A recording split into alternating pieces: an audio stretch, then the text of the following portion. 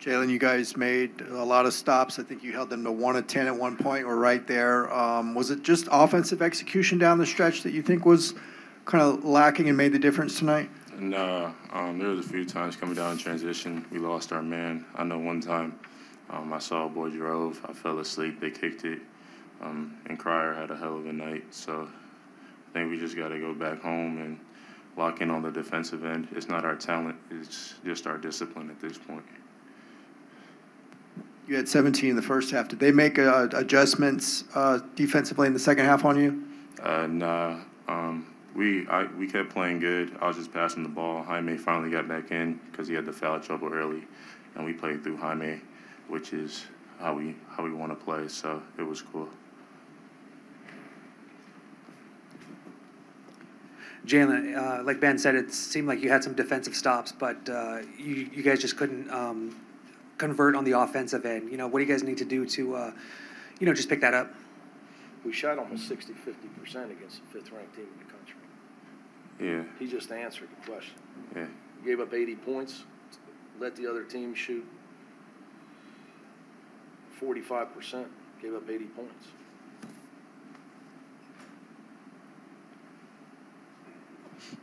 We shot 48%, guys.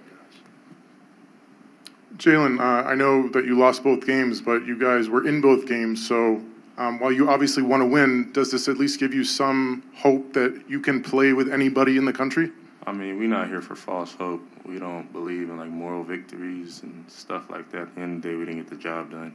I believe when we go back home and get this defensive side fixed, I do believe we can play with anybody. But just because we lost by 8 or 5 or whatever we lost by doesn't mean anything to us over here, at least. Thanks, buddy. You need it. You need it. Coach, when you assessed the defense, what did you see as far as we're bad? We're not well. We're not good enough to play to win this game, either game defensively. That's my job. I've known it was coming.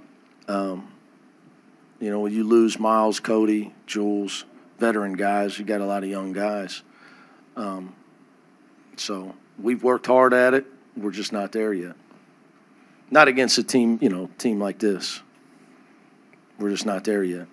We're there at times, but we're just not there. Not enough to win the game. Is the effort just not – the effort's probably exceeding the effort. Mental effort is more important than physical effort. Mental effort to do what you're being told to do. We know a side out of bounds play is coming, and we let – all we went over this morning, I told the guy at half court it was coming, the defender. We let Cryer come off and bang in a 3. So we're just not there yet. We got to I'm more upset with my leadership about it than the younger guys. Coach, on Friday you talked about your team wasn't humble enough. In your experience, is that something that it's on you to teach them to be humble, or do they have to internally have it, or a combination? Well, one thing, if you know anything about me, it's not a problem for me. I tell guys the truth. Not very popular this era, but I don't care. The problem, to really give you a truthful answer, is they'll be told that I'm the problem from their outer circle and that they're all great players. That's what they'll be told. So ultimately, you got to recruit guys that are going to do what they need to do to get better and win games like this, if you want to be a real program. But in our era of basketball, it's okay to, whether you win, lose, or draw. For a lot of people, it doesn't matter. They could care less if we win. It's all about, there's a guy getting his, guy's stats and things like that. So that's the goal of coaching in this era.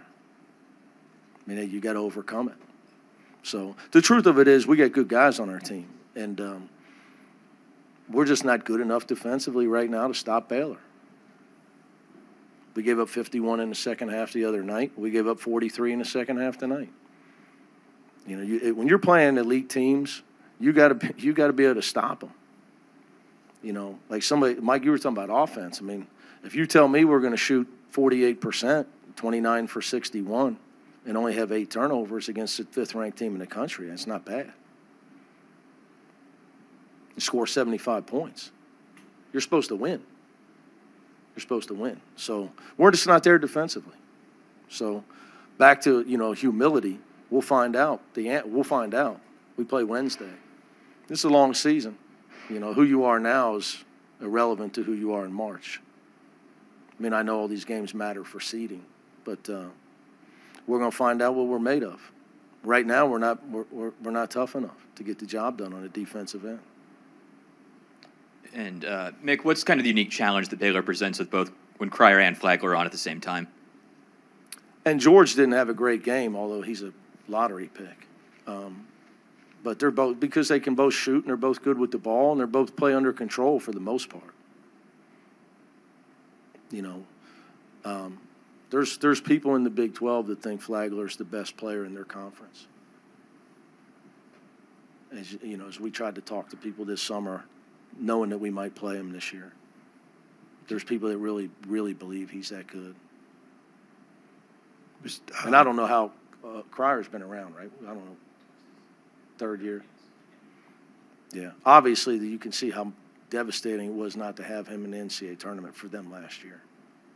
Very obvious to watch that. Defensively, are there just a couple of areas that you can pinpoint, or is it just kind of across the board?